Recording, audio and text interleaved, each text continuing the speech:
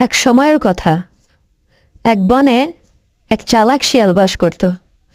প্রতিদিন গ্রামের পাশের জঙ্গলে ঘুরে বেড়াতো। তার লক্ষ্য ছিল গ্রামের মুরগিগুলোকে ফাঁদে ফেলে ধরে আনা। একদিন সে দেখল একটু বুদ্ধিমান মুরগি গাছের ডালে বসে আছে। শিয়াল মুরগিটিকে ফাঁদে ফেলার জন্য মিষ্টি মিষ্টি কথা বলতে শুরু করলো।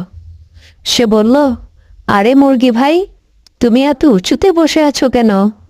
নিচে চলে এসো, আমরা একসাথে খেলা করি। আমি তোমার বন্ধু হতে চাই। মুরগি শিয়ালের চালাকি বুঝতে পেরে গেল। সে সতর্ক হয়ে গেল। সে শিয়ালকে বলল, শিয়াল ভাই, আমি এখানেই ভালো আছি। তুমি যদি সত্যি আমার বন্ধু হতে চাও তাহলে গাছের নিচে অপেক্ষা করো, আমি এখনই নিচে আসছি। শিয়াল মনে মনে খুশি হয়ে গাছের নিচে অপেক্ষা করতে লাগলো।